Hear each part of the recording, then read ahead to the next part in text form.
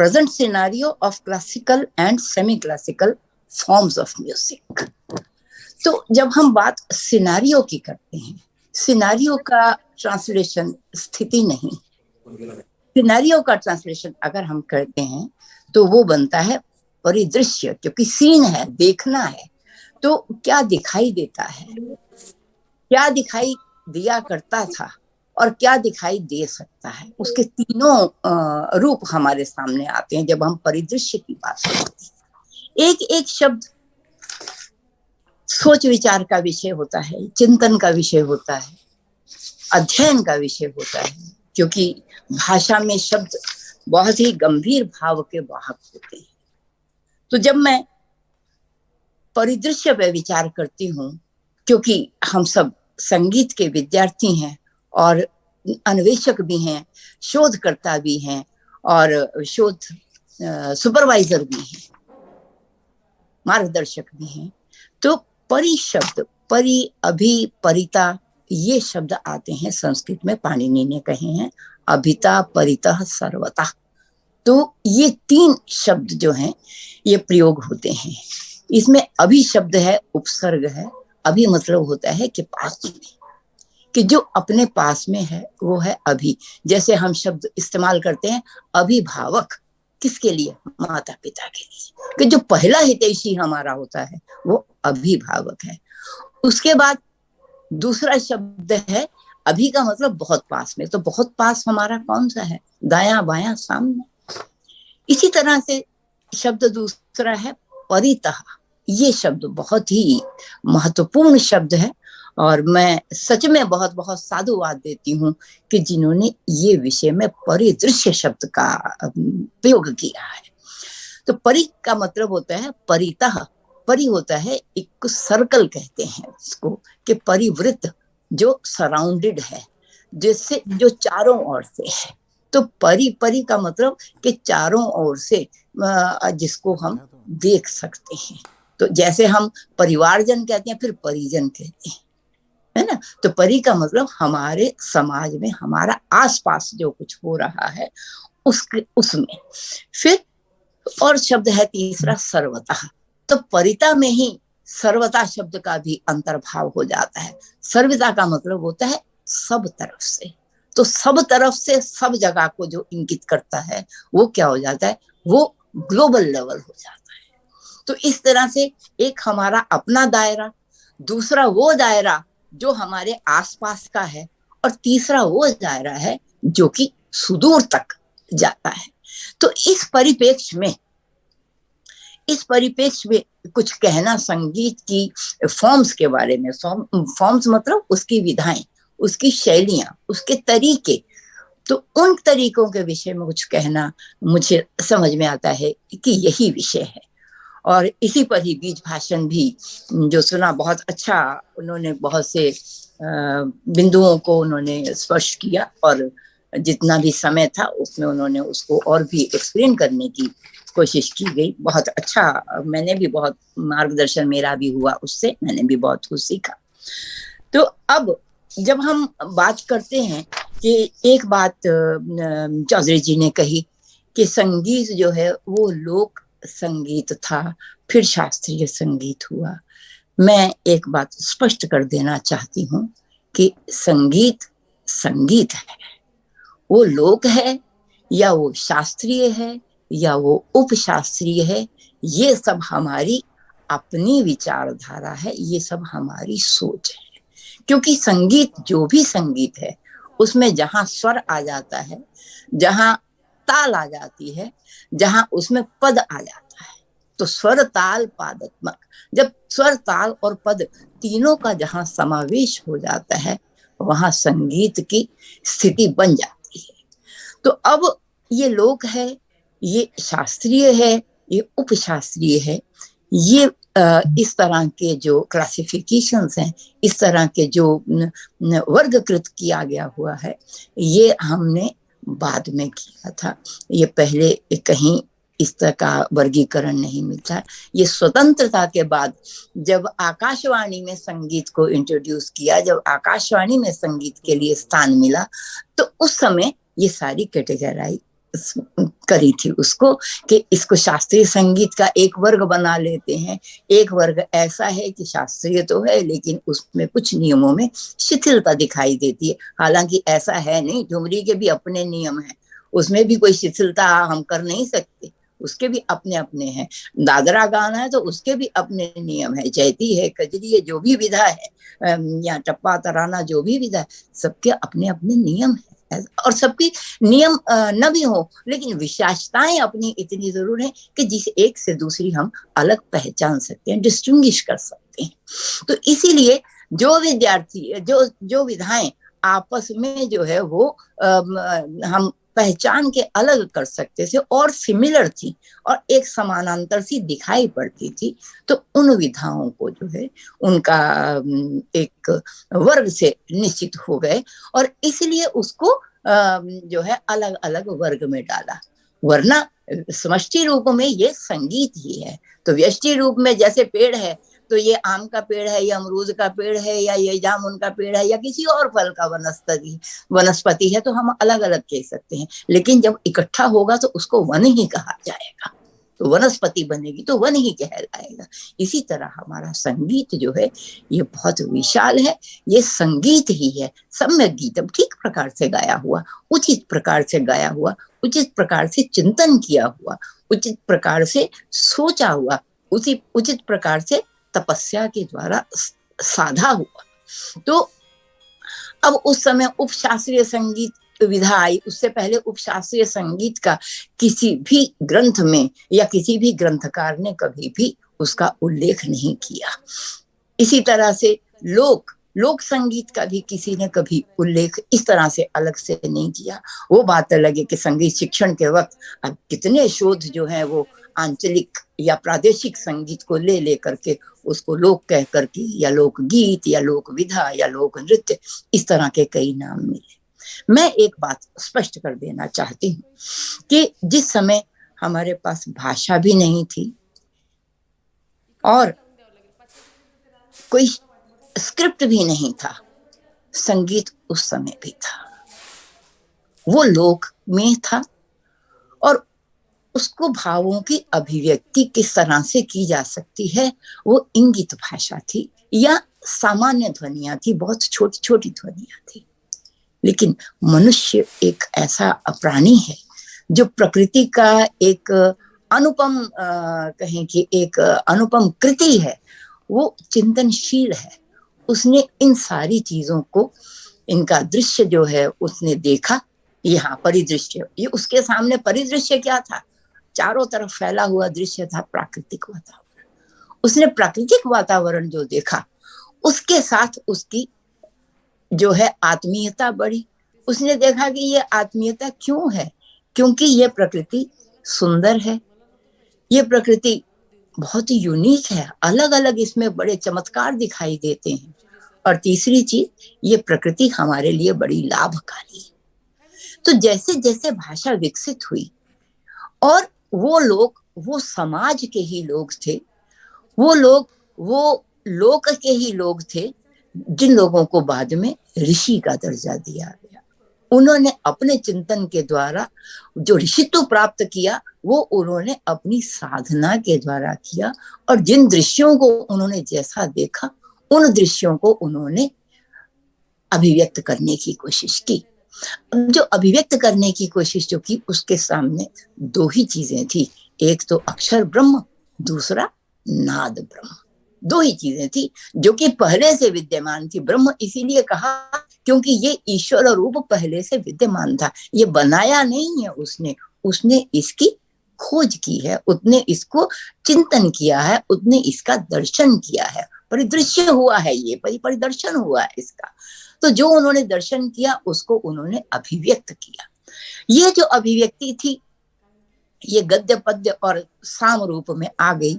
तो इसको जो प्रोस टाइप मंत्र थे वो यजुष कहलाए, जो गद्यात्मक मंत्र थे, और जो पद्यात्मक मंत्र थे उनको ऋक कहा गया या ऋचा कहा गया या छंद कहा गया, क्योंकि उसमें एक व्यवस्था थी, गिनती की, वर्ण की व्यवस्था थी। और इस व्यवस्था में रहते हुए जो उस पर तरन्नुम, जो उस पर गुनगुनाया गया, जो उसमें स्वर था, उस स्वर से वो साम पैदा हो गया, वो विस्तार पैदा हो गया। तो इस तरह से कई चीजें सामने आई कि ये जो है इसके इसके कई तत्व सामने आए, कई तरह की परिभाषाएं बनी। तो ये वास्तव में ये क्या है? ये लोक की ही रचना है। ये लोक में जो लोग रहते थे उन्होंने ही रचा था। अगर ये कहें कि लोक पहले का था, तो पहले का साम जो है ये लोक ने ही रचा था। ये ऊपर से कहीं से अवतरित होके नहीं आया था। लोगों ने यही तपस्या की थी, यही साधना की थी, यही उसका दर्शन किया था, यही अभ्यास किया था, यही धीरे धीरे धीरे धीरे उसका निर्माण हुआ था, उसका संस्कार हुआ था। तो कहा क्या गया कि ये वाणी जो है, जो शांत है और शिव है, तो यद्वै शिवम शांतम वाचा तत्साम। तो ऋचा तो है, शब्द तो है हमारे पास, लेकिन उस वाणी को जब प्रभावी बनाते हैं तो उससे जो सूदिंग इफेक्ट आता है, जो उसमें शांतिपूर्ण इफेक्ट आता है, वही उसका साम है, वही इसका विस्तार है, वही इसका स्वर उच्चारण या गान है। फिर ये कहा सर्वेशाम च वेदानाम रसो यत साम। तो सारे वेदों का जो रस है, सारे ज्ञान का जो रस है, वो क्या है? वो साम ही है, वो संगीत ही है। फिर क्या कहा? यद्वै सामना स्वम यत स्वरा। तो फिर उस साम का स्वत्व क्या है? उस साम का स्वत्व है कि ऋचा तो है शब्द रूप में, लेकिन उसके साथ उसका स्वत्व कैसे बनता है? जब उसके साथ स्वर मिलता है। स्वर एवं स्वम, उसका स्वर ही उसकी संपत्ति है, स्वर ही उसकी निधि है। इसीलिए भगवान को क्या कहना पड़ा? वेदा नाम साम वेदो अस्मि। कृष्ण ने अपना संबंध किससे जोड़ा? संगीत से जोड़ा। तो उन्होंने कहा कि वेदों में, मैं सारे वेदों में क्या, मैं साम वेद हूं। क्यों? क्योंकि इसमें ऋचा भी है, इसमें गान भी है, इसमें स्वर भी है, और इसमें स्वर की एक विस्तार है, और इसमें एक शांतिपूर्ण जो जो जो शांति देता है, जो सूदिंग इफेक्ट है, वो इसमें है। तो इस तरह से संगीत अपने प्राकृतिक रूप में जो था, वो धीरे धीरे क्या हो गया? वो धीरे धीरे टेक्निकल होता चला गया, वो धीरे धीरे नियमों में बंधने लगा। तो नियमों में जो बंधने लगा, तब क्या हुआ? तब उसमें विचार करके ये देखा गया कि ऋच्यध्युणम साम गीयते। एक समय ऐसा आ गया कि साम का गान जो है वो ऋचा के ऊपर ही किया जाएगा, जो ऋचा के अतिरिक्त जो है वो साम नहीं माना जाएगा।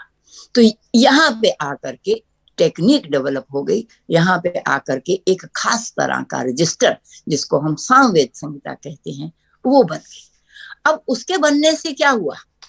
सामवेद संहिता जब बन गई तो उस समय लिखने का या रिकॉर्डिंग का, जैसे अभी जिक्र किया था चौधरी जी ने कि रिकॉर्डिंग की तो कोई सुविधा थी नहीं, और लिखने के भी कोई कागज या कोई कलम इस तरह के उस समय नहीं थी। ये 40,000 साल पहले की बातें। तो उस समय क्या होना था? उस समय एक ही विधा थी, वाक, वाणी। इसी सरस्वती देवी, जिसको वाक देवी कहते हैं, इसके आधार पर, और इसके साथ दूसरा है साथ में मन, जो मनस तत्व है, करता है। तो वाक और मन, इनके संयोग से जो रचना हुई वो वेद कहलाए, वो मंत्र राशि वेद कहलाई। तो बहुत साल तक ये मौखिक परंपरा में चलते रहे, और जब मौखिक परंपरा में चलते रहे, उसके बाद इनका संकलन जो थे वो मौखिक रूप से ही होते रहे। क्यों? क्योंकि साक्षात कृत धर्माणा ऋषियो बभूवो ते अवरेभ्यो असाक्षात कृत धर्मेभ्यो उपदेशेन मंत्रान संप्राप्त। कि जिन्होंने साक्षात्कार किया था, जिन्होंने ये दर्शन किया था समाज में रहते हुए, वो तो साक्षात्कृत धर्मा थे। लेकिन एक समय ऐसा आया कि इस तरह के मंत्रों की रचना का काल जो है उसको विराम आ गया। तो ये दूसरा परिदृश्य हमारे सामने आता है कि अब मंत्र दृष्टा ऋषि हमें दिखाई नहीं देते। तो उस समय उन ऋषियों ने इन सारे मंत्रों का संकलन किया, और इनके मौखिक संकलन तैयार करके खुद भी अभ्यास किया, अपने वंश में अभ्यास किया, और एक परंपरा और चल पड़ी उस समय कि जिसको इनमें रुचि हो वो उनके पास आकर के सीख लेगा। तो यहाँ पे आचार्य और शिष्य ये परंपरा का भी प्रादुर्भाव हो गया। अब इनको जब संकलित किया गया, आज जो संकलन हमें मिलते हैं बहुत सालों तक ऐसे चलते रहे, लेकिन एक समय ऐसा आया जब जिनको हम महर्षि वेद व्यास कहते हैं, उन्होंने इन 4 तरह की जो मंत्र थे, 3 तरह के मंत्र थे, उनको 4 तरह के कलेक्शंस में उन्होंने उसको बांध दिया, उसका संकलन कर दिया, उसकी संहिता बना दी। संहिता मतलब द कलेक्शन ऑफ थिंग्स। तो उन कलेक्शंस को इधर से यज्ञवाद का भी विकास हो रहा था, देववाद का विकास भी हो रहा था, अभी तक अध्यात्म का विकास नहीं हुआ था। प्रारंभिक जो मानसिकता थी वो यही था कि हम लोग खाएं पिएं और अपना जीवन जिएं। ये तो बाद में सोच आने लगी। ऋग्वेद में हालांकि मंत्र आते हैं, लेकिन उसके बाद चिंतन इतना बड़ा कि उपनिषद वेदांत आदि ग्रंथ अध्यात्म पे ही लिखे गए। तो उस समय सोच हुई कि ये मनुष्य कहाँ से आता है और फिर कहाँ से चला जाता है। और कश्चन गच्छति आहो विद्वान कुश्चन आगता, कहाँ से आता है, कश्चन गच्छति वा इति, तो कहाँ वो चला जाता है। ये जब विचार जब चिंतन शुरू हुआ तो अपनी आत्म के प्रति कि मैं कहाँ से आया था, मैं कहाँ चला जाऊंगा, मेरा क्या उद्देश्य है, ये सारे चिंतन जो थे इनको भी गाने के माध्यम से, सामों के माध्यम से, उपनिषदों के माध्यम से ये सारा एक साहित्य और तैयार हुआ। तो इस तरह से जब हम विधाओं की बात करते हैं, फॉर्म्स की बात करते हैं, तो फॉर्म्स हमारे पास जो संकलन हुआ, ऋग्वेद भी गाया जाता था, यजुर्वेद भी गाया जाता। अभी मैंने जो मंत्र पढ़ा था वो यजुर्वेद का मंत्र, तैतरीय शाखा का, तैतरीय उपनिषद में आता है वो। और ये शिक्षा के लिए था, क्योंकि ये शिक्षण संस्थान है। मुझे कल नेत्रा माध्यम से मालूम हुआ कि ये जो सोसाइटी है, शिवाजी सोसाइटी संगीत, शिवाजी संगीत सेवा संस्थान, ये जो सोसाइटी है इसके 200 के लगभग इंस्टीट्यूशन, स्कूल, कॉलेज चल रहे हैं। तो इतना बड़ा संस्थान जो चल रहा है, तो शिक्षा का कोई उद्देश्य हुआ करता था। तो इस मंत्र में उस शिक्षा का उद्देश्य दिखाया गया है। हालांकि ये मंत्र हम आज भोजन मंत्र के नाम से जानते हैं कि जब भी कोई ऐसे संस्कार होते हैं या कुछ सामाजिक समायोजन होते हैं या धार्मिक समायोजन होते हैं, तो आमतौर पे जब ये सामूहिक भोजन होता है उस समय लोग इस मंत्र को पढ़ते हैं कि सहनो अवतु सहनो भुनक्तु, क्योंकि उसमें क्या किया, भुनक्तु शब्द जो है इसको ले लिया गया हुआ है, लेकिन बाकी का सारा जो है वो मंत्र वो सारा निग्लेक्ट हो गया हुआ है। अब देखिए ये परिदृश्य है, ये परिवर्तन है।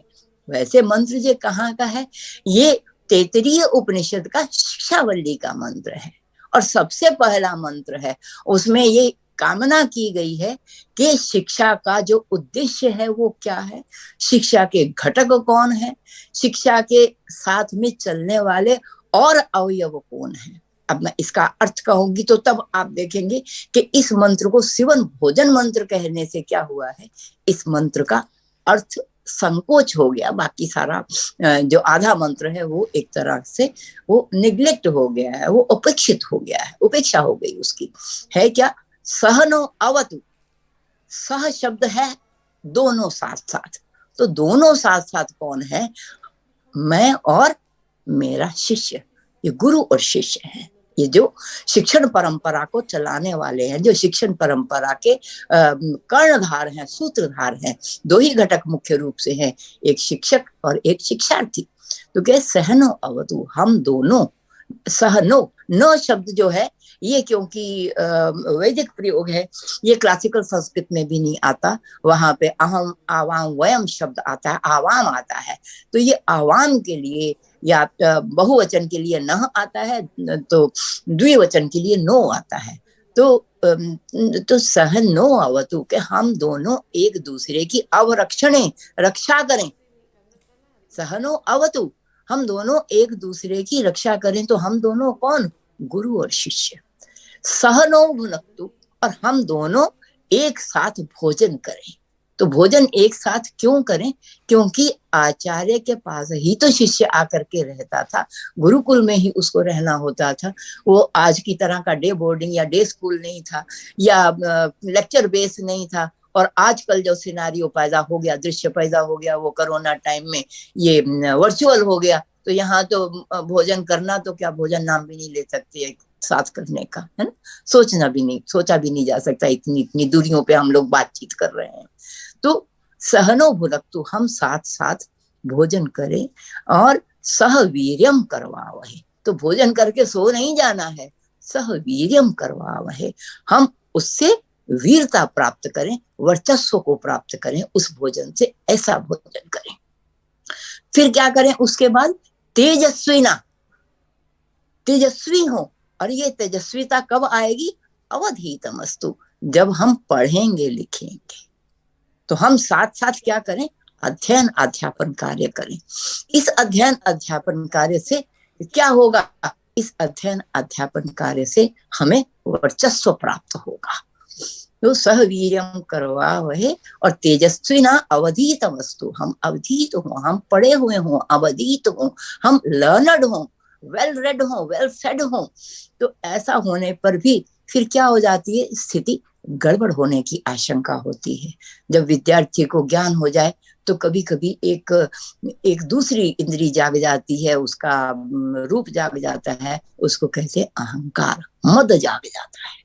तो किसी भी स्थिति में हमें मद ना जाग जाए, हमारे बीच में कहीं द्वेष ना हो जाए। तो अब वहां कहा है कि सहवीर्यम करवावहे तेजस्विनावधीतमस्तु, तेजस्विनावधीतमस्तु मां विद्विषावहे, हम कभी द्वेष करने वाले ना हो। तो अब द्वेष शब्द जो है, अब द्वेष शब्द जो है ये बहुत ही महत्वपूर्ण शब्द है। इसको सिर्फ लड़ाई के अर्थ में नहीं ले सकती। इसका अर्थ क्या है? द्विइश, द्विइश मतलब हम दो इच्छाएं अलग अलग रखने वाले ना हो। तो विद्वेष करना ये नहीं कि एक दूसरे को मार ही देना है या लड़ाई करना है।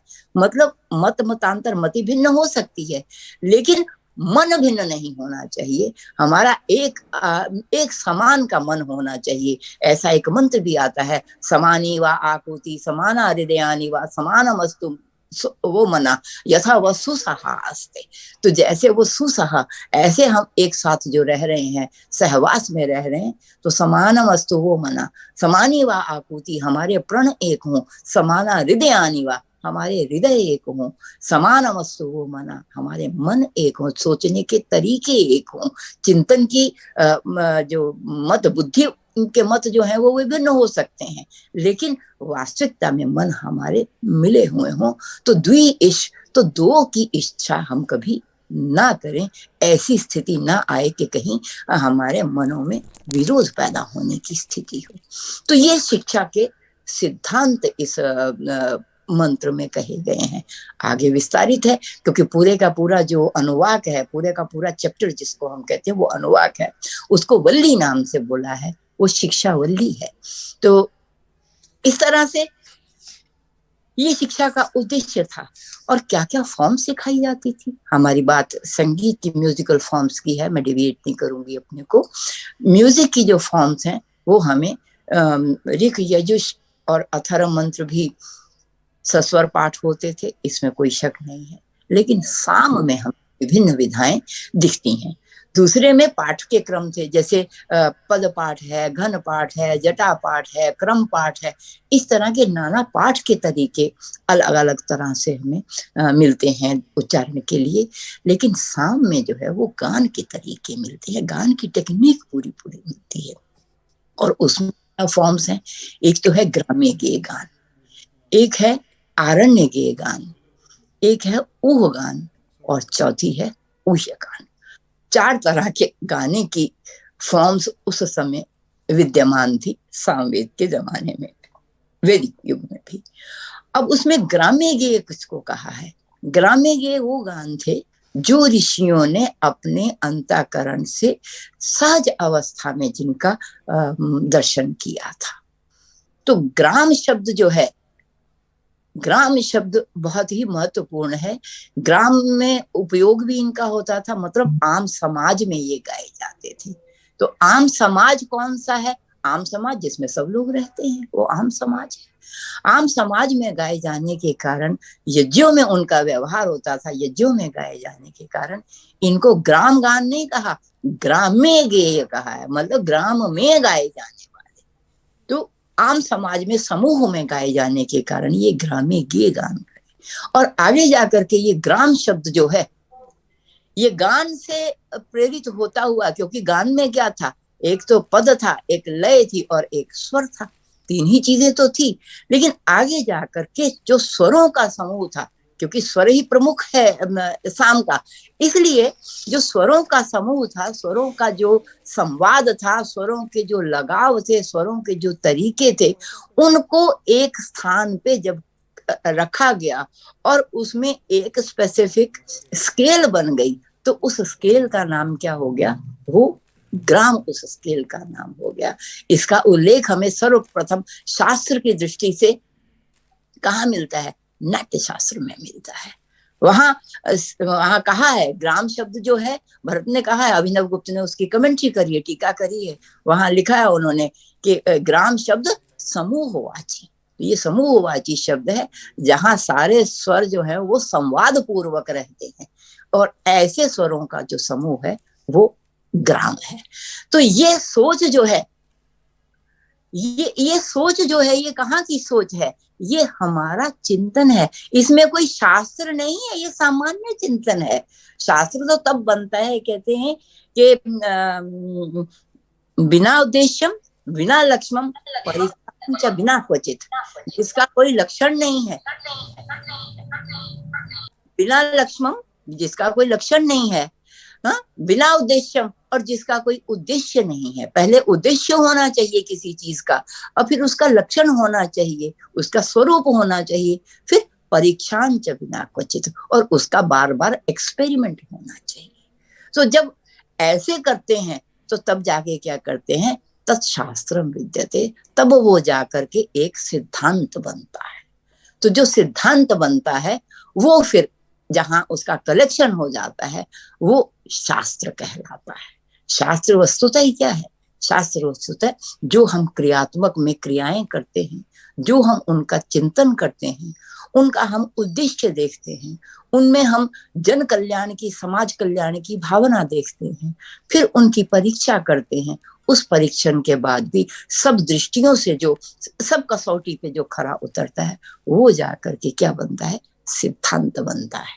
और ऐसे सिद्धांतों का जहां संकलन होता है उसको हम शास्त्र ग्रंथ कहते हैं, क्योंकि ग्रंथ कहते हैं ग्रंथनाथ जिसको हमने चिंतन किया हुआ है, मथनाथ जिसका हमने मंथन किया हुआ है। तो अब क्या हुआ? अब ग्राम्य गेय गान में इस विधा की बात कर रही हूँ। ग्राम्य गेय गान में ग्राम्य गेय गान का अब स्वर जो है वो पृष्ठ, प्रथम, द्वितीय, तृतीय, मंद्र और अति स्वार, ये 7 स्वरों में साम का गान, जो ग्राम्य गान किया जाता था, और अक्सर 5 स्वरों में ज्यादा होता था। 6 स्वरों के साम कम है, 7 स्वर के तो कौथुम शाखा में 1-2 साम ही आज की संगीता में मिलते हैं।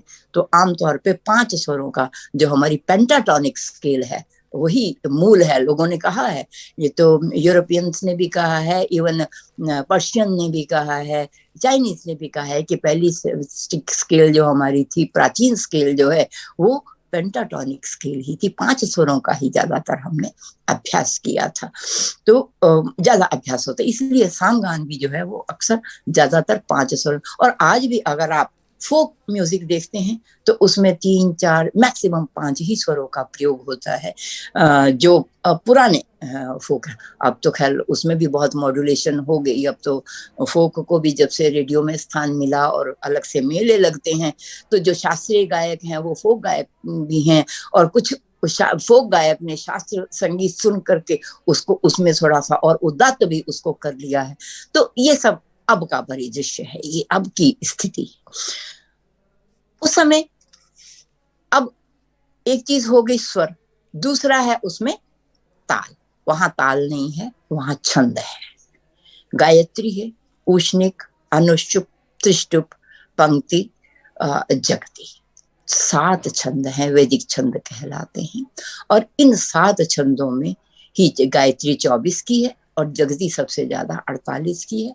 और बीच का सारा क्रम है गायत्री, अनुष्टुप, त्रिष्टुप, ये 4-4 अक्षरों के आगे बढ़ते हैं। तो ये वर्णात्मक छंद हुआ करते थे, मात्रिक नहीं थे, ये वर्णिक छंद कहलाते थे। ये जितने वर्ण है ऋचा में, उन वर्णों के हिसाब से उनके गिनती होती थी। तो सवेरे अगर प्रातः सवन में गाना है तो गायत्री छंद है, उसके बाद माध्यम दिन में गाना है तो अनुष्टुप है, और अगर शाम को गाना है तो वहां जगती है। अनुष्टुप त्रिष्टुप आमतौर पे दिन में गाए जाते थे। मंत्र स्वरों का उच्चारण सवेरे है, मध्य स्वरों का उच्चारण दोपहर में, और तार स्वरों का उच्चारण शाम को किया जाता था। ये एक गाने के तरीके थे। अब इसको शास्त्र भी कह लो, इसको बायोलॉजिकल मनुष्य की संरचना हुआ कल्चर भी कह लो, और इसको समाज में उसका चलन था ये कह लीजिए। तो ये सारा परिदृश्य उस समय का था। फिर और चीज उसमें क्या है, सब्जेक्ट जो है सामगान का सब्जेक्ट, क्योंकि ये गान है। गान में वैसे तो सारे वेद में 90% स्तुतियां ही हैं। मंत्र जो है वो स्तुति परक मंत्र हैं, प्रेयर्स हैं, लॉडेशंस हैं, तो इस तरह के वो मंत्र हैं। लेकिन सामवेद के लिए जो ऋचाएं सिलेक्ट की थी वो ऋग्वेद में उनका कलेक्शन है। वो ऋग्वेद के ही 8वें और 9वें चैप्टर से ली गई हैं ऑलमोस्ट। तो वो ऐसी ऋचाएं हैं जो वाकई ही स्तुति के लिए ही हैं। तो इनमें स्तुति प्रधान रूप से किसकी है, अग्नि, इंद्र और पावमान। पावमान कहते हैं सोम को। तो सोम जो है वो एक लता भी थी, और सोम का देवता इंद्र चंद्र भी कहलाता था। तो इस तरह से अग्नि पृथ्वी स्थानीय है और द्यो स्थानीय सूर्य है। इंद्र जो है वो मध्य स्थानीय है, इसका सहयोग होता है तड़ित बिजली से। और जो पावमान है वो सोम से संबंधित है, चंद्र से संबंधित है, उसको द्यु स्थानीय और शांतिदायक माना गया है। तो इस तरह से पहले ये जो संगीता जो गाने वाली कलेक्शन है, ये शाम के जो मंत्र भी हैं, इनके वहां 4 उसके डिवीजन हुए। पहले तो गायत्र पर्व है, गायत्र शाम बाद में मशहूर हुआ। पहले गायत्र नहीं होता था, किसी भी गायत्री ऋचा पर गाया हुआ गान गायत्र होता था। लेकिन बाद एक गायत्र शाम उसके लिए मशहूर हो गया कि जो गायत्री तत्सवितु वरेण्यम भर्गो देवस्य धीमहि धियो यो नः प्रचोदयात्, जिसको हम आज गायत्री मंत्र के नाम से जानते हैं, ये सविता देवता की स्तुति का मंत्र है। और ये इसमें भी बुद्धि की प्रार्थना की गई है सविता से, कि सविता से सूर्य से प्रार्थना की गई है कि क्योंकि तुम सब देवताओं की बुद्धियों के ओरिजिनेटिंग सोर्स हो, इसलिए आप हमारी बुद्धि को भी प्रकाशित करें, हमारी बुद्धि को भी प्रचोदित करें। तो ये मंत्र जो था ये सबसे पहले गाया जाने लगा। वैसे तो सारे वेदों में पढ़ा जाने लगा, लेकिन साम वेद में ये पहला साम गाया जाने लगा। गायत्र साम से इसको जाना गया। तो ये एक विभाग में एक ही साम है। उसके बाद अग्नि पर्व है, तो आग्नेय अग्नि से संबंधित जितने मंत्र हैं वो सारी ऋचाओं का गान अलग अलग ऋषियों ने अलग अलग तरीके से किया है, वो उसमें है। उसके बाद इंद्र पर्व है, इंद्र से संबंधित है। उसके बाद पावमान सोम से संबंधित मंत्र हैं। तो ये सारा गान जो है ये ग्राम्य गेय गान कहा जाता है। अभ्यास में यही गाया बजाया जाता था, बजाया नहीं जाता था उस समय, गाया ही जाता था, यही गाया जाता था। और इन्हीं को गाने का प्रयोग जो है सहज भाव से, सरलता से सब सीखने सिखाने में भी करते थे। कोई भी गा सकता था, बंदिश किसी के लिए नहीं थी। वो समाज हमारा स्वस्थ समाज था, वहां कोई वर्ण आश्रम नहीं था, वर्ण व्यवस्था नहीं थी, कोई रंग व्यवस्था नहीं थी, कोई स्थान भेद नहीं था उसमें, कि कोई भी जो है चाहता है वो जाकर के जिसको आता है उसके पास जाकर के सीख सकता है, वो ही शिष्यत्व ले सकता है। और आचार्य भी किसी को जिसको योग्य जानता था कि ये गा लेगा, ये कर लेगा, उसको वो अपना लेता था। और एक बात और अच्छा, दूसरी तरह का गान क्या है, दूसरी तरह का है आरण्य। आरण्य गान कहते हैं, अरण्य कहते हैं जंगल को। जहाँ अरणी वैसे होता है लकड़ी, तो अरणी जहाँ लकड़ी ज्यादा होती है वो वन कहलाता है। तो अरणी कहते हैं जंगल को। तो जंगलों में जो गान, मतलब कि जो एकांत में जिनका अभ्यास किया जाता था, ऐसे गान जो थे वो आरण्य गान कहलाए। तो इन गानों की विशेषता उन सामान्य गानों से अलग थी। वो सामान्य गान जो थे वो तो ऋचा के ऊपर गाया हुआ गान है, लेकिन ये गान जो थे इनमें विलक्षण तरह के स्तोभ होते थे, जिसको हम कहते हैं कि निरक्षर अक्षर का तराना आ गया, साक्षर अक्षरों का तराना आ गया। तो इस तरह के प्रयोग जो है, पूरा पूरा साम जो है वो निरर्थक शब्दों पे भी है, सार्थक शब्दों पे भी है, और ऋचाओं में भी बहुत कुछ ऋचाएं भी हैं, और उनके साथ भी बहुत से स्तोभ, औ हाउ ओ हो वा हाई, इस तरह से उसमें स्तोभ जुड़ करके, और लंबे लंबे स्तोभ, और ये आमतौर पे ऊंची आवाज के और ऊंची लंबी हेक के स्तोभ हुआ करते थे। इनमें लंबा श्वास उसमें खींचना पड़ता, इसीलिए ये हर एक के बस का भी नहीं था। जो आमतौर पे जो हम कहते हैं कि ध्रुपद जिससे विकसित हुआ है, या जिसपे ध्रुपद वाले जो अपने को साम से जोड़ते हैं, तो इसी तरह के गान से जोड़ते हैं, क्योंकि इसमें वैरायटी बहुत है और इसमें अभ्यास बहुत है। इसमें स्वर का धारण करना जो है वो अत्यंत कठिन होता था, इसलिए ये आम समाज से थोड़ा सा हट करके अलग एकांत में गाए जाते थे। अब तीसरी चीज ये है कि इन्हीं सामों को, इन्हीं गानों को, अब इनका इम्प्लीमेंटेशन, इनको कहाँ गाए, अभ्यास कर लिया, सीख लिया, साधना भी कर ली, लेकिन इसका इम्प्लीमेंटेशन कहाँ है। इम्प्लीमेंटेशन का सबसे बड़ा जो एक स्टेज थी, जिसको हम पहला प्लेटफॉर्म कहते हैं मंच का, वो थे यज्ञ वेदियां। जहां जहां यज्ञ होते थे वहां वहां सामों का गान होता था। और एक समय तो ऐसा चला जब साम सोम यागों में इतना इम्पोर्टेंट हो गया कि ये भी कहना पड़ा, सब आचार्यों ने ये भी कहा, अयज्ञो व एषा जो असामा, जिसमें साम का गान नहीं है वो यज्ञ मानो यज्ञ ही नहीं है। तो यज्ञ की पूर्णता तभी होगी जब गान होगा। तो इसलिए गान जो है वो इम्पोर्टेंट हो गया। और फिर गान वाले के लिए उद्गाता, उसका वर्ग बना, उद्गाता कहलाते थे वो, और होता वर्ग जो है वो ऋचाओं का छंसन करते थे। अध्वर्यु वर्ग जो है वो यज्ञ में संपादन, यज्ञ वेदी में, और जो आहुतियां देना सब काम, वो जो मैनुअल काम होता है वो सारा अध्वर्यु वर्ग करता था। और ब्रह्मा का काम था कि वो निरीक्षण करता था, वो अथर्व वेदी होता था। तो इस तरह से चारों वेद अपने अपने सबको कंठस्थ होते थे, आपको आते होते थे, जिनको उस समय ऋत्विज जिसका हम वर्ण करते थे। इस तरह से अब इनका इम्प्लीमेंटेशन कहाँ हुआ, फिर साम वेदी के लिए, साम गाने में के लिए क्या होता था, एक उस यज्ञ वेदी में भी एक ऊंचा प्लेटफॉर्म बनाया जाता था, एक चौकी टाइप, कुर्सी टाइप ऊंची बनाई जाती थी, उसका नाम भी आसंदी था। यहीं से आसन बना है कि अगर संगीत का अभ्यास करना है तो आसन होना चाहिए पहले, बहुत जरूरी है। बिना आसन के अभ्यास नहीं हो। कहीं भी बैठ करके संगीत का अभ्यास, चाहे वो लोक है, चाहे वो ठुमरी है, चाहे चैती है, चाहे वो शास्त्री शास्त्री, कोई भी विधा, उसके लिए एक स्थान निर्धारित होना चाहिए अभ्यास के लिए, और प्रदर्शन के लिए तो फिर होगा ही होगा। तो इस तरह से वो आसंदी कहलाती थी। और यज्ञ वेदी में वो थोड़ा सा रेस्ड प्लेटफॉर्म होता था, वो थोड़ा ऊपर उठा हुआ होता था। तो ये परिदृश्य जो उस समय कायम हुआ, वो आज तक अगर आप देखिए तो जितने भी थिएटर बनते हैं, जितने भी वो बनते हैं, और थिएटर बना होने के बाद भी जब संगीत का प्रोग्राम होता है, एक चौकी और से लगा करके उसको थोड़ा सा रेस कर दिया जाता है। ये भी प्रैक्टिस में देखने को आता है। और तीसरी तरह का गायन जो मैंने बताया कि यज्ञों में जो हो रहा है, उसका नाम था ऊह गायन। ऊह का मतलब होता है कल्पना। ऊह शब्द इमेजिनेशन के लिए इस्तेमाल होता है, संस्कृत में इसका अर्थ कल्पना ही है। तो कल्पना जो है वो किसकी करनी है, वहां कल्पना स्वर की है, कल्पना उसकी अभिव्यक्ति की है। तो जो ऋचा ग्राम्य गेय गान में कंठस्थ की थी, सीखी थी, उसी स्वर के आधार पर उसकी अगली दो ऋचाएं ऋग्वेद से लेकर के 3 ऋचाओं का एक कलेक्शन हुआ, उसका नाम हुआ सूक्त या स्तोत्री ऋचा।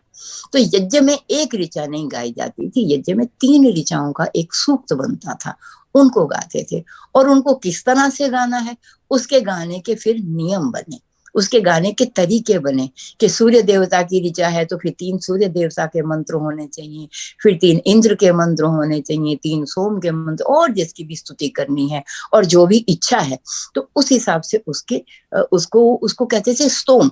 तो उन 3 ऋचाओं के फिर 9 बार आवृत्ति करके जब प्राप्त किया तो वो बन जाता था त्रिवृत स्तोम। तो 3 बार उसकी आवृत्ति होगी, इसी तरह से 5 बार करी तो पंचदश स्तोम, एक एक ऋचा की जब 7 बड़ी तो एकविंश स्तोम। तो इस तरह से एकविंश, चत्वारिंश, इस तरह से त्रयोत्रिंश, इस तरह से उनकी यथेष्ट इच्छा वाली संख्या प्राप्त की जाती थी।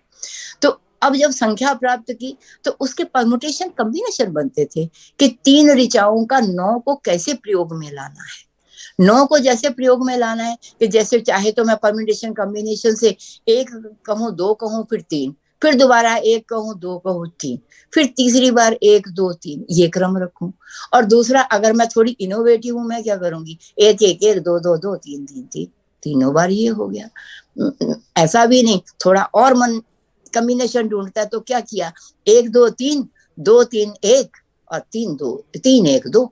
तो ये 3 तरह के ये कॉम्बिनेशन भी मिल गए, जो हम आज उसमें करते हैं, स्वर वर्षाय दक्षिण में कहा जाता है, और उत्तर भारत में हम उसको पलटे कहते हैं स्वरों के। तो जिस तरह से हम वो पलटे और उस तरह से वो करते हैं, ये परम्यूटेशन कॉम्बिनेशंस ऋचाओं में होता था पहले इस तरह से।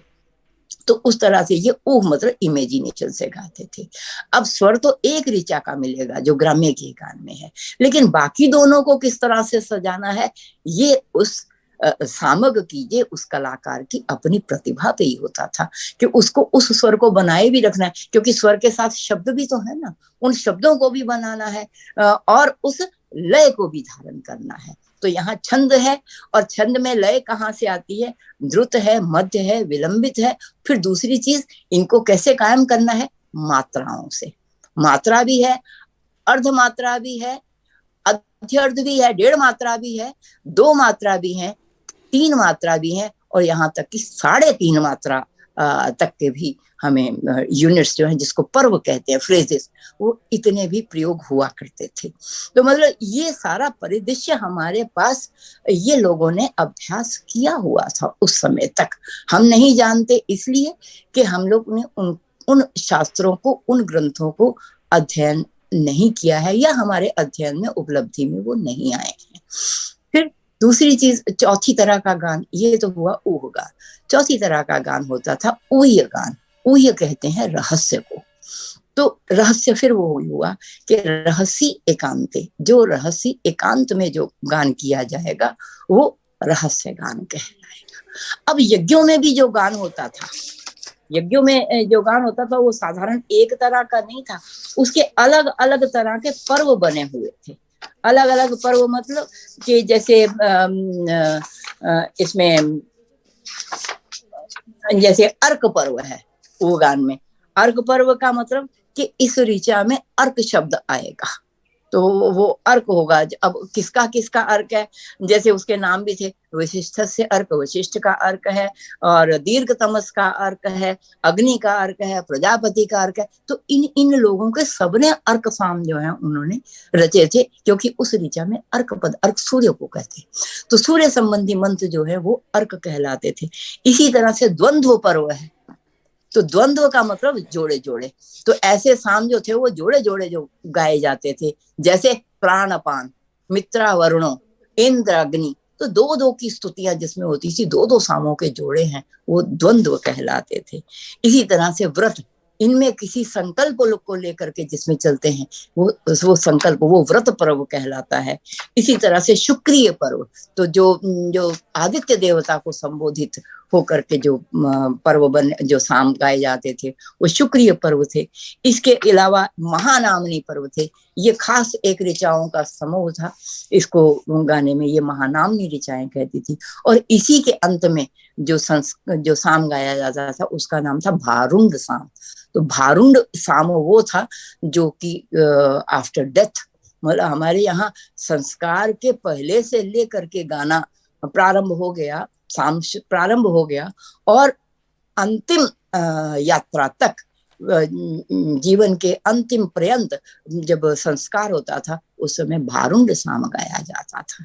तो ये परंपरा, ये लोक की ही परंपरा है, ये कोई शास्त्र अलग से नहीं है। जो लोक में है वही वही शास्त्र में है, जो जो साम है वही। और इसके साथ साथ इसके पैरेलल कि ये जो ऋचाओं पे गान नहीं किया गया, जो साहित्य थोड़ा सा जिसमें स्वर नहीं था, जिसके कठोर नियम नहीं थे, वो साहित्य गाथा, नाराशंसी, रैभी, प्रहेलिका, प्रगल्भ, प्रलाप, तो इस तरह की 15 तरह के तरीके के और भी हमें विधाएं मिलती हैं, जो कि उस समय की लोक विधा उसको हम कह सकते हैं, जो ऋतुजों के द्वारा मंडप पे तो नहीं गाए जाते थे, लेकिन वो से स्त्रियां गाती थी और दूसरे लोग गाते थे, और उसके लिए ऋचाएं थी, लेकिन वो सस्वर ऋचाएं नहीं थी, वो ऋचाओं का कलेक्शन एक अलग नाम से मिलता है। तो इस तरह से ये 4 तरह के गान जो हैं ये प्रचलित हुए, यज्ञों में भी हो रहे हैं, और इनका इम्प्लीमेंटेशन यज्ञों के अलावा कहाँ हुआ, यज्ञ में तो हो ही गया, तो यज्ञों के अतिरिक्त जो है वो उपचार में भी होता था, अभिचार में भी होता था, मारण, मोहन, वशीकरण, उच्चाटन, ये जो बाद में तांत्रिक लिटरेचर जो उतना डेवलप हुआ अथर्ववेद के समय से, अथर्ववेद में आते हैं ऐसे मंत्र। अच्छा, अभी जिक्र हो रहा था कि रागों से महाराष्ट्र में संप दर्शन जो है, सांप का दर्शन वो दूर किया जाता है। अथर्ववेद में ये भी मंत्र आते हैं कि सांप काट लेगा तो कौन से मंत्र से अभिचार करना है, बिच्छू काट लेगा तो कौन से मंत्र से अभिचार करना है। और एक त्वक करके एक ज्वर है जो बरसात में आमतौर पे होता है, बरसात होने पर एक बुखार फैलता है, आज तो उसको फ्लू नाम हो गया, कई कई नाम हो गए, तो उसको तकमन करके उस ज्वर का नाम आता है। तो तकमन ज्वर के लिए कौन सा मंत्र पढ़ना है, कौन सा, फिर यही नहीं, बालक पैदा होता है, धारण करने के लिए कौन से मंत्र करने हैं, बच्चा जो है वो अविकसित अवस्था में, यानी कि गर्भ गिर ना जाए, इसीलिए गर्भ दिनों दिन स्वस्थ हो, उसके लिए भी मंत्र हैं, उसके लिए भी साम है, गान है। फिर आगे वो जो उसकी प्रोजनी होनी है, तो बालक पैदा हो और कैसे पैदा हो, सुख प्रसूति कहते हैं जिसे, कि सुख पूर्वक पैदा हो, इसके लिए भी मंत्र हैं। और जैसे ही बालक पैदा हो उसके बाद जो अब जो लोग गायनाकोलॉजिस्ट हैं वो इस बात को जानेंगे, क्योंकि वेद तो वेद है, वो तो हर विषय को समा के चलता है। तो उसके बाद जब बालक पैदा होता है तो एक वेस्ट, एक बैग प्रेजेंट करके जो वो गिरता है, वो भी जरूर गिरे, उसके लिए भी मंत्र है, उसके लिए भी साम है। अब इस तरह से छोटी छोटी, मतलब बड़े बड़े यज्ञों से लेकर के पुत्र की इच्छा है, स्वर्ग की इच्छा है, या और किसी भी तरह की इच्छा है, इच्छाओं की पूर्ति के लिए तो है ही है, लेकिन अनिष्ट के निवारण के लिए भी जो है साम गानों का प्रयोग जो है वो होता रहा है। तो इस तरह उसका व्यवहार जो है समाज में, आम समाज में जो है बहुत ही पॉपुलर इसलिए हुआ, सिर्फ यज्ञों की दृष्टि से नहीं हुआ। तो वो साम जो थे वो क्या थे, वो साम जो थे वो ग्राम्य गेय गान से ही लिए हुए थे। उनका ऊह और ऊह इस तरह के वो नहीं थे, वो साधारण रहे होंगे ऐसा हम अनुमान लगा सकते हैं, क्योंकि आम समाज में समझने आने वाले होने चाहिए। इसी तरह से सामाजिक धार्मिक कृत्य होने हैं तो विवाह सूक्त आदि ऐसे मंत्र हैं जो जिनका आज भी हम विवाह में प्रयोग कर रहे हैं। तो वही मंत्र हैं जो उस समय सूर्या के विवाह में सूर्या ऋषिका ने दर्शन किया था, वो आज भी उनका हम व्यवहार कर रहे हैं। तो इस तरह से ये जो संगीत का ये परिदृश्य था, ये समाज में था, इसमें शास्त्र का कोई बंधन नहीं था। हाँ, जिसमें तप ज्यादा है वो एक वर्ग में जरूर धीरे धीरे बनता था, या उसको संस्कारित होकर कोई भी सामक हो सकता था, कोई भी अध्वर्यु हो सकता था, कोई भी होता हो सकता था, इसलिए लोगों के वर्ग बने। जिसने एक वेद का अध्ययन किया आगे जाकर के वो काष्टी बन गई, वेदी बन गए। जिन्होंने 2 वेद का अध्ययन किया वो द्विवेदी बन गए। जिन्होंने 3 वेदों का अध्ययन किया वो त्रिवेदी, त्रिपाठी, तिवारी ये बन गए। और जिन्होंने 4 वेदों का अध्ययन किया वो चतुर्वेदी कहलाए। तो इस तरह से लोगों ने अध्ययन किया, लोगों ने कंठस्थ किया, लोगों ने तप किया, तभी ये विद्या जो है 40,000 साल से पहले की। और धीरे धीरे जब लिखन का कार्य हुआ तो इनके मैन्युस्क्रिप्ट बनने लगे। महर्षि वेदव्यास उन्होंने सबसे पहले संकलन किया और फिर उन्होंने 4 शिष्य तैयार किए। चारों संगीता को उन्होंने ऋग्वेद जो है पैल को पढ़ाया, यजुर्वेद उन्होंने वैशंपायन को पढ़ाया, और तीसरा थे सुमंतु, उनको अथर्ववेद पढ़ाया, और जैमिनी को सामवेद पढ़ाया।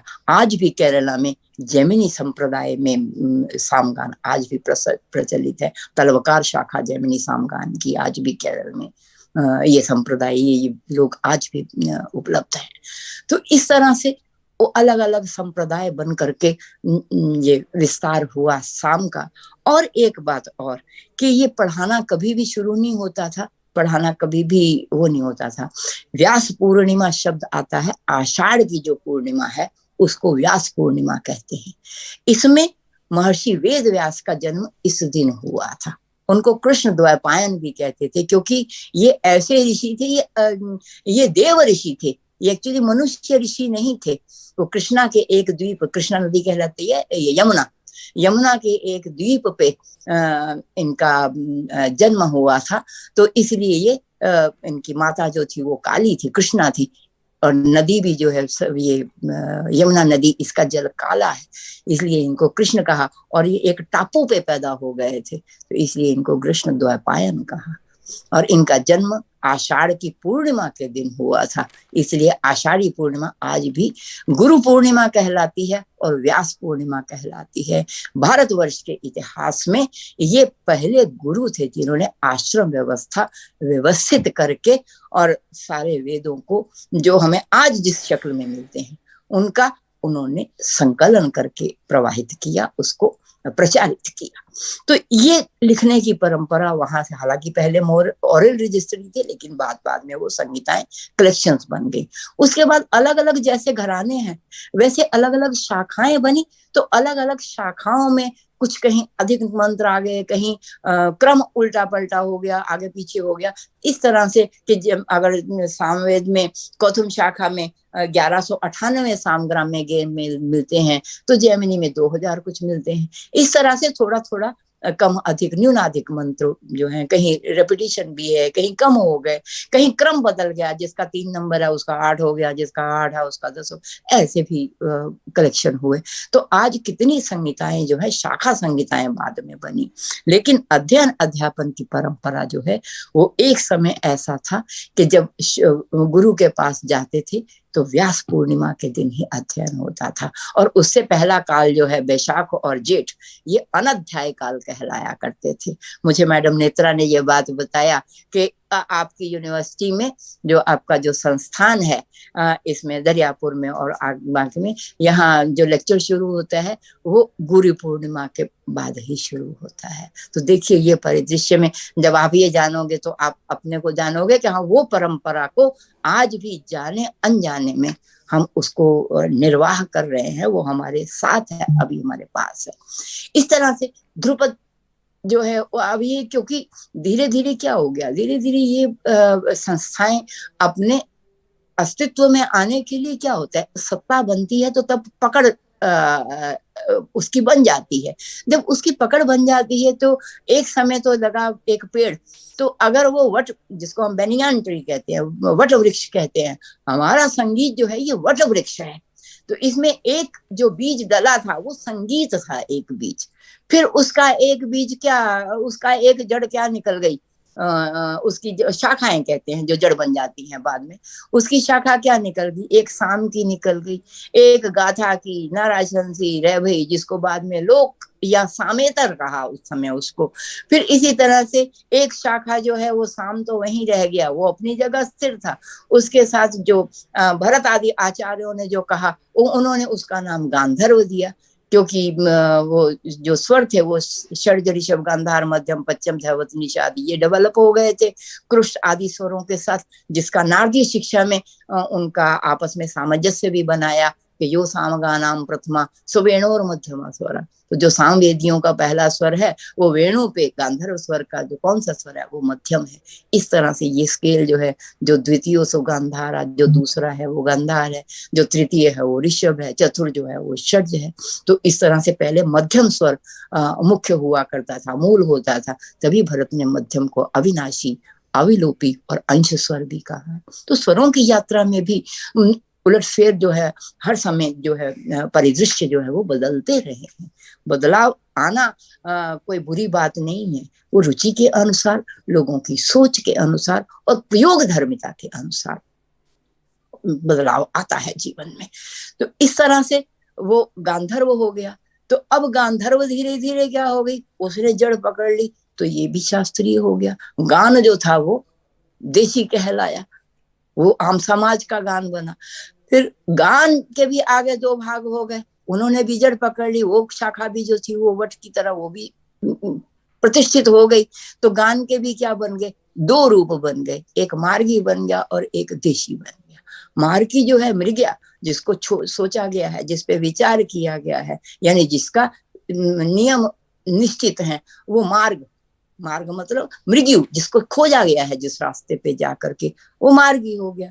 लेकिन जो देशी, देशी मतलब जो हर एक जन रुचि के अनुसार अलग अलग जगह प्रचलित हो गया, वो देशी संगीत हो गया। अब चाहे हम देशी संगीत को लोक संगीत कहें उस समय के हिसाब से, और बाद में देशी क्या हो गया, जब बृहद देशी ग्रंथ लिखा गया, व्यवहार जी इस बात पर चर्चा और ज्यादा करेंगे, जब बृहदेशी ग्रंथ लिखा गया तो उस समय राग की कल्पना जो है हुई है, राग का जो विस्तार हुआ है, राग की जो चर्चा हुई है, वो शास्त्रीय संगीत के अंतर्गत वो राग देशी नहीं है। तो यहाँ देशी क्या हो गया, यहाँ देशी शास्त्रबद्ध हो गया। तो जब देशी शास्त्रबद्ध हो गया तो देशी संगीत शास्त्रीय संगीत हो गया। अभी भी शास्त्र नाम की परिभाषा यहाँ तक भी संगीत को नहीं मिली हुई है।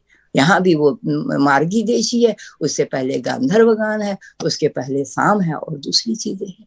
तो ये आज हम जो ये है, ये शास्त्रीय, उपशास्त्रीय और अर्धशास्त्रीय या लोक संगीत, ये सारी जो देन है ये स्वतंत्रता प्राप्ति के बाद की देन है। ये 70 साल का आज इसका भी इतिहास बन गया है, क्योंकि 75 वर्ष आजादी का हम मना रहे हैं।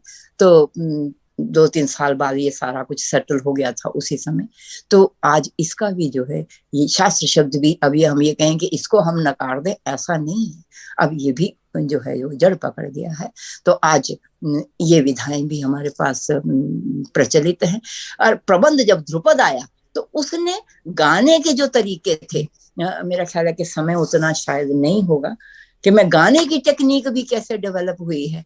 जो साम में हम कर्षण कहते हैं, जिसको आज मींड कहते हैं, जहाँ अतिक्रम कहते हैं, जिसको हम आज स्किप नोट कहते हैं, वहां प्रत्युत क्रम कहते हैं, जिसको हम उल्टी मींड कहते हैं। इनके 12-12 प्रकार, 13-13 प्रकार, 5-5 प्रकार।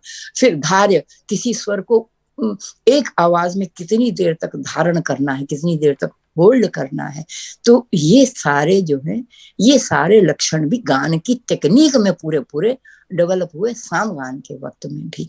और कुछ नाम को बदल करके हमारी नई शब्दावली में, नई परिभाषिक शब्दावली जो संगीत की है उसमें आ गए। आज कोई कर्षण नहीं कहता, हम मींड कहते हैं। मैं एक उदाहरण दूंगी उसका। जैसे कर्षण जो है, पहले स्वर से लेकर के, कर्षण 5 तरह का है। तो प्रथम स्वर कर्षण जो है वो प्रथम प्रकार का है, वो पहले स्वर से, प्रथम स्वर से द्वितीय स्वर तक जाना। ये बात ध्यान में रखिए, प्रथम स्वर उच्च स्वर है। सामवेद की स्केल जो थी वो डिसेंडिंग थी, अवरोही क्रम की थी। उच्च स्वर जो प्रथम था, जैसे हमारा सा आज मध्य सप्तक का मानते हैं, ताड़ सा उच्च मानते हैं, तो उस समय ये असेंडिंग स्केल नहीं थी, डिसेंडिंग थी। प्रथम स्वर सर्वोच्च स्वर था। द्वितीय स्वर उसके नीचे का, तृतीय उसके नीचे का, इस तरह से। तो प्रथम स्वर से द्वितीय स्वर तक जाना है तो क्या कहते थे कि आप आ द्वितीय स्वर कर्षण के पहले से हम दूसरे के मींड में आए, फिर पहले से तीसरे में जाना है तो आ तृतीय स्वर कर्षण, तीसरे स्वर तक हमने कर्षण किया, 2 स्वरों की मींड होगी। इसी तरह से चतुर्थ स्वर तक कर्षण हुआ, 3 स्वरों की मींड होगी। इसी तरह से पंचम स्वर तक कर्षण हुआ, जिसको मंद्र कहते हैं। तो मंद्र स्वर तक कर्षण हुआ तो ये 4 स्वरों की मींड होगी। और आप आगे देखिए 5वीं प्रकार के लिए क्या कहते हैं कि मंद्र स्वर से अतिस्वर में जाना है, वहां प्रथम से नहीं जाना है। अगर अपने इंस्ट्रूमेंट्स को, क्योंकि मैं तो इंस्ट्रूमेंट की विद्यार्थी भी हूँ, अब अपने इंस्ट्रूमेंट्स में भी देखो, सितार में हम लोग 4 स्वरों की मीन निकालना ही जनरल जो है वो मान्य है। उसके अलावा लोग अपना इंस्ट्रूमेंट जैसा बनाते हैं, 5 स्वरों की भी चलो कोशिश करते हैं, 6 की भी करते हैं, लेकिन 4 स्वरों की मींड आज भी गले में भी जो है वो उसी स्वरों की मींड, ध्रुपद में भी आप देखिए, ध्रुपदों में इस तरह की मींड और इस तरह के गमन की प्रक्रिया आज भी प्रचलित है। लेकिन उसको क्या कहा जाता है? उसको गमक कहा जाता है। मध्य युग में इनका नाम गमक हो गया था। ये कर्षण और ये घसीट और ये सब नाम बाद में मिल गए इनको, कि किस तरह से कर्षण करना है, घसीट के कहना है, गमक से कहना है, कृंतन से कहना है। अब कृंतन को वहां अणुस्वर कहता है, तो अणुस्वर की मात्रा भी बताई है कि 1/4 जो है अणुस्वर है, 3/4 जो है वो दूसरा स्वर लगेगा। तो अणुस्वर जिसको हम आज कण स्वर कहते हैं। तो इस तरह से टेक्निक भी अगर हम देखते हैं तो संगीत में, चाहे अब वो फोक हो, चाहे वो अपनी अर्धशास्त्रीय संगीत या उपशास्त्रीय संगीत हो, चाहे वो शास्त्रीय हो, तो ये टेक्निक तो हम सभी संगीत में इस्तेमाल करते हैं। वो बात अलग है किसी में कोई ज्यादा है, किसी में कोई कम है। लंबे मींड है, गमक है, इनका प्रयोग ध्रुपद में अधिक होता है। और जो खटके हैं, मुर्की हैं, कण हैं, इनका प्रयोग हम आमतौर पे ख्याल में तो होता है, लेकिन ठुमरी इत्यादि में खटके मुर्की और ज्यादा बढ़ जाते हैं। टप्पा में तो लय भी बढ़ जाती है, और क्रंतन और खटके मुर्गियों की बिल्कुल एक भरमार सी जैसे आ जाती है। टप टपाता है वो टप्पा कहलाता है ना, ये पंजाब की खासियत है। बाद में ग्वालियर वालों ने इसे खूब पॉपुलर किया, लेकिन ये सिद्धार्थ खां थे जो तबले के, टप्पा वहीं से इजाद हुआ था। तो इस तरह से अलग अलग टेक्निक, अलग अलग तरह की शैलियां, अलग अलग गाने के तरीके, ये सारी संगीत की विशालता है। ये विशालता किसी एक शैली की नहीं है, ये विशालता किसी एक फॉर्म की नहीं है, ये विशालता जो है हमारे संगीत की है। लेकिन हाँ, किसी में कुछ ज्यादा प्रचुर मात्रा में प्रयोग हो रहा है, किसी में कुछ का कम बेशी प्रयोग हो रहा है, लेकिन साधना तो सभी पड़ता है। जब हम साधना करते हैं तो पूरे की करनी पड़ती है। इस तरह से आज के परिप्रेक्ष्य में अगर हम देखते हैं तो बहुत सारी चीजें बदल के भी नहीं बदली हैं, बहुत सारी चीजें न बदल के भी उनके नाम और उनके तरीके बदले हुए से दिखाई देते हैं। जब हम अब हम कंक्लूडिंग पे आते हैं कि आज का क्या परिदृश्य है। बहुत ज्यादा टाइम नहीं तो मैं ये भी बताती कि जिस तरह से भक्तियां साम के विभाग करते हैं, ये प्रस्ताव, उद्गीत, प्रतिहार, उपद्रव और निधन, तो प्रबंध में भी ऐसे ही होता था। उद्ग्राह, मेलापक, प्रतिहार और फिर संचारी और आभोग। फिर धीरे धीरे उसमें भी न्यूनाधिक हो गए, उद्ग्राह गायब हो गया, तो उसमें फिर क्या आ गया, स्थायी, अंतरा, संचारी, अभोग। तो आज उसके बाद ख्याल में आते आते क्या हो गया, स्थायी और अंतरा। तो अंतरा का अर्थ आज अंतिम पोर्शन लिया जाता है, जबकि अंतरा का मतलब होता है बीच का। अंतरा का अर्थ है बीच का। तो स्थायी, अंतरा, अंतरा जो है वो बीच का, उसके बाद संचारी, उसके बाद आभोग होता था।